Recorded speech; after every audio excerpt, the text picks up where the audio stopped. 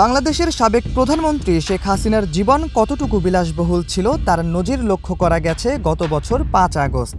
এদিন অনেকেই জানতেন না পতিত এই প্রধানমন্ত্রী আর তার মন্ত্রী পরিষদের বিশাল সম্পদের পাহাড় রয়েছে দেশের বাইরে। ঘনিষ্ঠ আত্মীয়দের কাজে লাগিয়ে যে সম্পদগুলো গড়া হয়েছিল প্রতিদিন একটু একটু করে, বিগত ১৫ বছর মেহনতি মানুষের উপার্জন করা পয়সাগুলো এভাবেই মূল্য হারিয়েছে প্রতিদিন।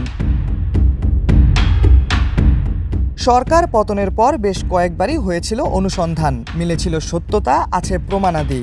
এক সময় শেখ হাসিনা ও তার মন্ত্রী পরিষদের বিদেশে অর্থ পাচারের খবর ছিল গণমাধ্যমের নিত্যদিনের সঙ্গী। দীর্ঘদিনের বিরতি ভেঙে আবারও সামনে এলো শেখ হাসিনার অর্থ পাচারের খবর।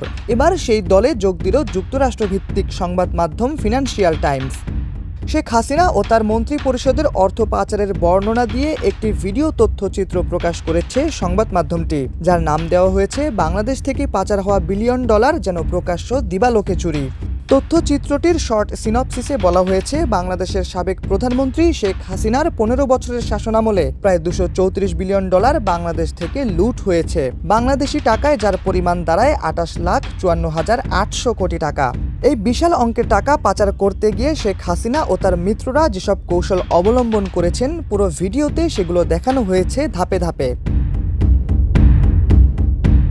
এক্সট্রিম মশার কয়েল প্ল্যান্ট ফাইবার দিয়ে তৈরি, ডেঙ্গু, চিকুনগুনিয়া বাহি সহ যে কোনো মশার বিরুদ্ধে দেয় এক্সট্রিম সুরক্ষা। অর্থ পাচার করতে গিয়ে যুক্তরাজ্যকে আওয়ামী লীগ কিভাবে সাজিয়েছিল তা দেখাতে গিয়ে ফিনান্সিয়াল টাইমস সামনে এনেছে যুক্তরাজ্যে প্রবাসীদের প্রাণকেন্দ্র হোয়াইট চ্যাপেলকে। শেখ হাসিনার বোনের মেয়ে টিলিপ সিদ্দিকির বিরুদ্ধে তদন্তকেও এ সময় সামনে আনা হয়। সাবেক ভূমিমন্ত্রী সাইফুজ্জামান চৌধুরীর দুর্নীতিও এ সময় ভিডিও চিত্রে দেখানো হয়েছে। আর অর্থ পাচার করতে গিয়ে দেশের ভেতরটা কিভাবে সাজানো হয়েছে তা বলতে গিয়ে ভিডিও চিত্রে দেখানো হয়েছে আয়না ঘরের কথা এবং আওয়ামী লীগের লিডারদের ব্যাংক দখলের কীর্তি ও দেশ থেকে অর্থ পাচারের গোপন পথ।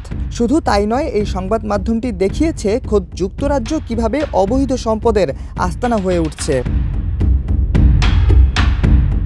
তথ্যচিত্রে বলা হয়েছে, পাচার হওয়া অর্থের একটি বড় অংশ এখনও যুক্তরাজ্যে রয়েছে। দেশটির ন্যাশনাল ক্রাইম এজেন্সি ইতোমধ্যে প্রায় ৩৫০টি সম্পত্তি জব্দ করেছে।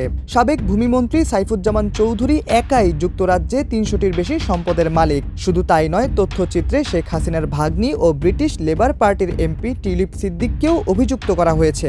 প্রতিবেদনে বলা হয়েছে, টিলিপ সিদ্দিকের পারিবারিক অবকাঠামো প্রকল্পের টাকায় দুর্নীতির সঙ্গে জড়িত।